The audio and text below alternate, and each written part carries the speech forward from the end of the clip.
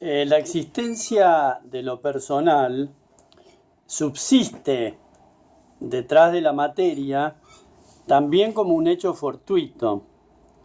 El ser compuesto de los elementos azarosos, o sea, la posibilidad de ser una estructura ya fija, ya fijada, un estereotipo ya marcado, o ir detrás de los elementos que uno desconoce. Esos elementos aguardan, están suspendidos en el aire, no hacen presión sobre el ser, simplemente es una atracción, aguardan la llegada intempestiva de un ser que se sienta atraído por esas fuerzas. Por eso la voluntad que lleva al artista hasta las últimas consecuencias, si bien es una voluntad interior, también es una voluntad de estas fuerzas que se sienten atraídas por el ser que en definitiva pretende ser un artista. Entonces el llamado es una vocación, es un llamado, es un despertar, es una conciencia que acude en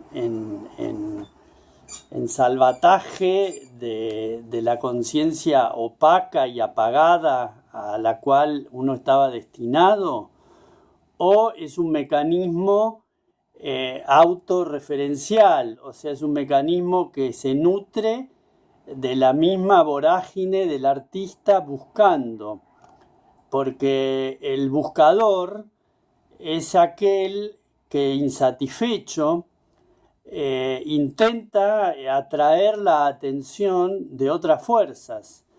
Es un pedido a gran escala, porque para tomar contacto con una fuerza se pide a una cantidad más grande, o sea, uno es escuchado por una mínima porción de lo que gira en este espacio atemporal. Entonces el artista de golpe intercepta estos mecanismos que inmediatamente son realizados en una construcción de una obra como para marcar el sello de lo que se unió, como para dejar la clave, para dejar el manuscrito y que no se volatilice todo este embrión, porque esa obra es un embrión de una nueva mega estructura, porque cualquier estructura nueva que se conforme a partir de lo antiguo tiene carácter de mega, es algo monumental, porque la liviandad con que uno podría dejarse estar no tiene sentido frente a la magnitud de lo que podría venir. El dejarse estar es el vacío de la quietud, es lo que está detenido adentro de una misma cápsula y logrará a partir de la repetición una costra que hace un estrangulamiento de la energía. Por eso los chakras, las aperturas energéticas, el rezar un rosario, diferentes cantidades de maneras de abrir el canal. Ese canal que por un lado se habla de abrir el canal para comunicarse con la fuente, pero por otro lado la fuente sigue siendo una cuota de un misterio muy grande. Entonces la posibilidad de desarrollar una obra que sea en sí mismo el misterio, ya no alcanza con hacer una obra material, la cual va a ser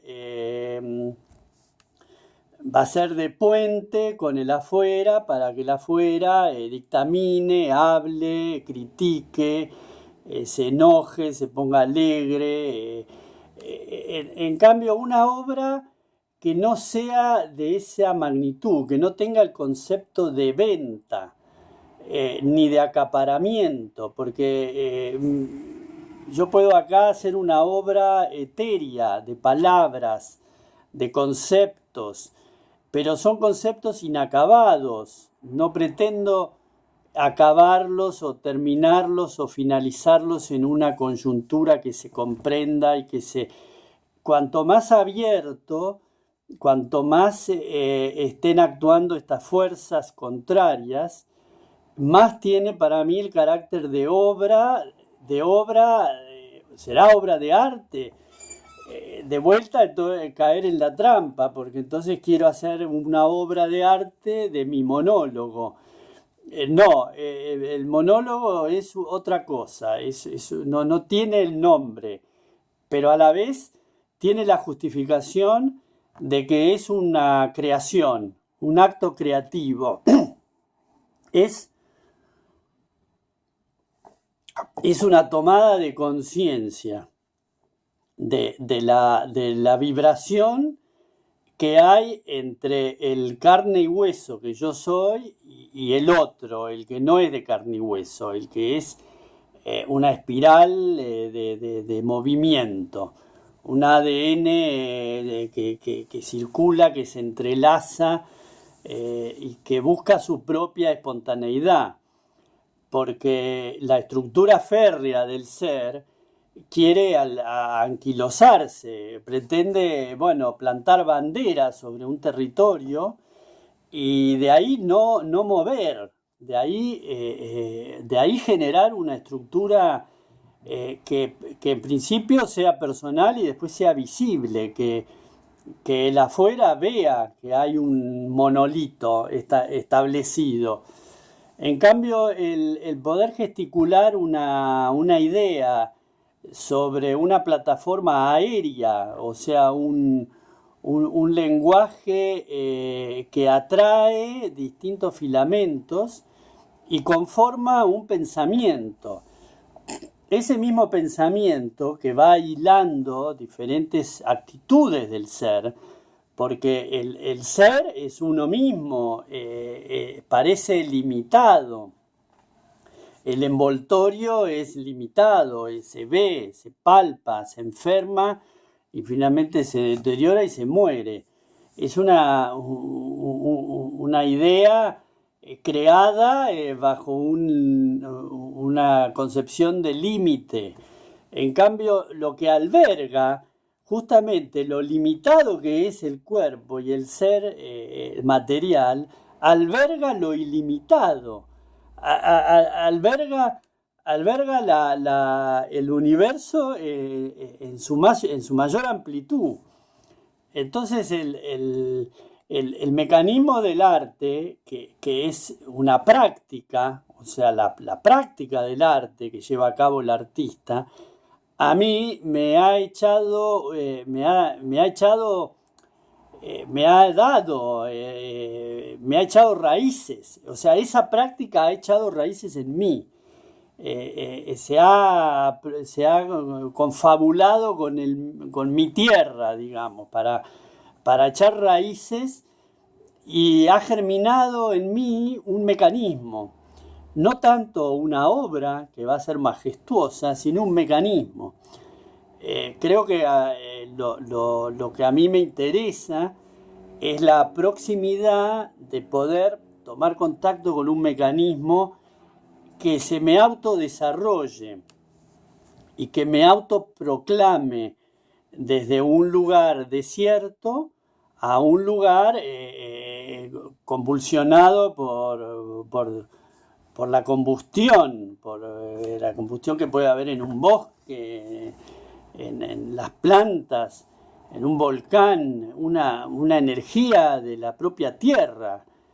Porque ¿para qué el hombre está en la tierra plantado? Si no es para nutrirse de la propia energía que se nutren los acontecimientos que están en la tierra. Un volcán es un ser que es parte de la tierra, pero está en la tierra, utiliza la tierra para hacer su erupción, su fuerza. Bueno, ¿dónde echa raíces el hombre? No le crecen como al árbol. Las raíces vibratorias, las raíces del pensamiento, del espíritu. Claro que se pueden echar raíces. Ahora, si yo echo raíces, también asumo las consecuencias de esas raíces, porque en un bosque las distintas especies de árboles se nutren por sus raíces con unos filamentos que van por debajo, que son como hongos, que unen a todos los árboles de distintas especies. Entonces yo no podría ser un árbol autónomo si estoy en un bosque. Donde esté, mis raíces van a estar entrelazadas con otras raíces. Van a estar en una historia subterránea que nos une. Entonces, a mí como especie, hay filamentos que me unen con el entramado humano, pero ¿alcanza el entramado humano? Y bueno, alcanza porque a la vez en el entramado humano están los humanos que se adhieren al espíritu, los místicos, los sacerdotes, los monjes, los filósofos, los artistas, quienes van detrás de algo más, quienes perciben que hay otra fuerza además de la corporal. Bueno, ahí estoy yo elaborando un plan, sería como un plan de ataque, de avance sobre lo desconocido. Lo que pasa que para avanzar sobre las energías desconocidas, se desprende uno un poco de las fuerzas conocidas, o sea, es un corte, es cortar un poco con estas ataduras terrenales y reinsertarse, porque quizás es una reinserción en la fuente, porque si todo salió de un origen, si todo salió de un mismo misterio, entonces quizás lo que uno hace es la reinserción en ese misterio, no la construcción de un misterio nuevo, sino la reinserción en un gran misterio. Pero ¿qué hago con todo lo construido, con todos mis cuadros, con todo mi bagaje terrenal tan preciado y tan codiciado, con todo esta avaricia de cosas materiales? Con todo eso se puede viajar interestelarmente, y no, es muy pesado. Lo material es muy pesado, tiene un peso específico.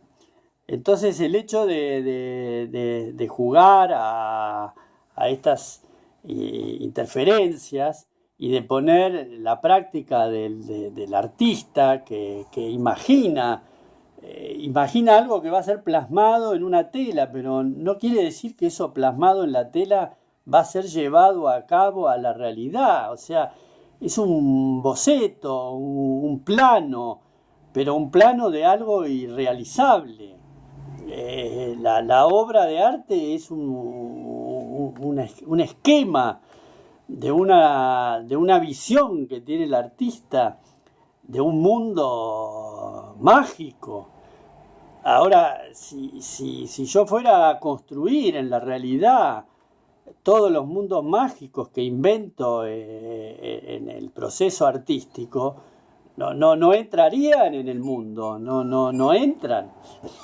Por eso la construcción de algo efímero como una imagen que queda, que no va a ser reelaborada con ingenieros para ponerla en funcionamiento, todas esas máquinas que no van a ser construidas, sino que son solamente esbozos o planos, son los esbozos del adentro, son los planos del pensamiento, del intelecto, de la mente, que hacen una conjugación espiritual para conformar lo que uno es.